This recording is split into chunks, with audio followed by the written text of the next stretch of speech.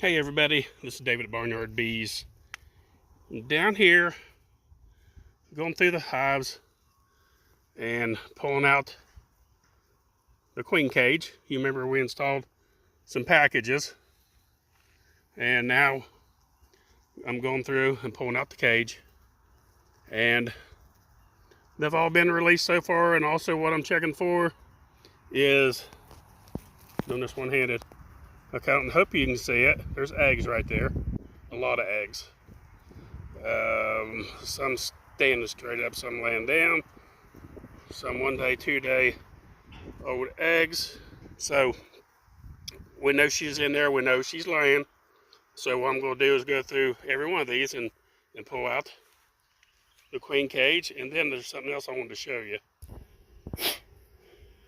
If you'd like to make you some queens while in the process of installing packages, or after you install the packages, you can do this. Now, there's five in this row, not counting the mini nuke. So what'll happen when you install that many packages, you will get what they call drifting. These bees don't know where they're going, and they can actually go in pretty much any colony at that time because they're so stirred up and disoriented.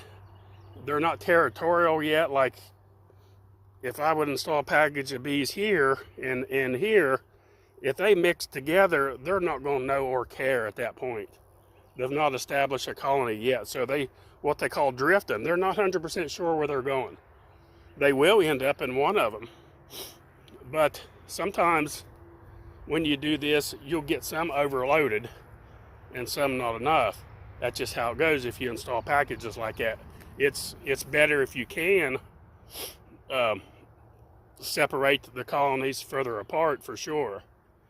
But in our situation, when we're doing so many, it'd be about impossible to do that. One way you can take advantage of that, and if you want to make you some queens in the process, an easy way to do it, it's actually what they call walk-away split, but you're using the bees that you just installed from packages. What I did here's a 2-frame nuke, for example. And I've not been in it since I've done this, so I don't know if they've made anything or not. So what I'm trying to find out, or no, they'll do, I put 1 frame of capped brood in here with the bees. This is from a donor colony, of course. And see if I can get turned where the light. And what I was hoping they would do is take some of those fresh eggs and make me some queen cells. The drifting bees went in there and it pretty well packed this colony out. So let's see if we can find if they've made a queen cell. Yeah, okay, right there. And actually, okay, right terminology, supersedure cell. But they're all queen cells. Now, a little bit different than swarm cells. They do make them in an emergency situation, but I've had some really good queens from emergency queen cells and emerging queens. There's a lot of bees on here. There's one there for sure, and there's probably more. I'm doing this one-handed, so I can't really try to uncover the bees at the same time because they may be trying to dig through them there a little bit. There's probably more in there. Let's see, is that one right there? Yeah, right there's one. Okay, let me uncover them there for a minute, and you'll see right there at the bottom, pretty nice size one, and I'm sure there's more in there. Okay, now what this will do, didn't have a queen, like I said, and I got a frame, 2 frames from a donor. No, actually 1 frame. Got 1 frame of donor colony. It was just packed out with capped brood, and the other frame was just plain, just drawed out wax. So that the one that just had drawed wax was this one right here.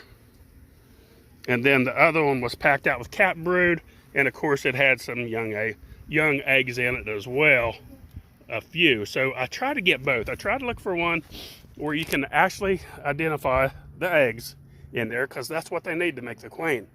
They can't make them out of older eggs or larvae, so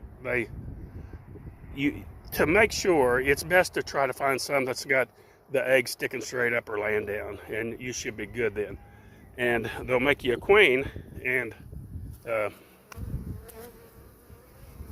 it works if you want some extra queens, or to get you a handful of these stars. So say for example, if I wanted to make 5 of these along with these here, now it will decrease the population a little bit in these, but you're getting more colonies. It's possible, instead of getting 5 colonies with 5 packages of bees, you could be getting 10 of these, or 10 total, counting the mini nukes. They may not all take, but if you put 10 up there, or five of these up there, 10 total, you know, counting the big nukes, you could get you some queens and more colonies. And then you just let them grow out, you know, and keep an eye on these queens. Make sure they're, like I said, super seizure, but look and check them out, see if they're laying good. They'll make you a good colony. I've had a lot of them make good colonies. A lot of people are scared of super seizure cells and queens, but you know, it happens in nature all the time. Of course, they make queen cells, swarm cells, and they're usually right at the bottom, drawed out really big. This one in there that you saw was pretty good size.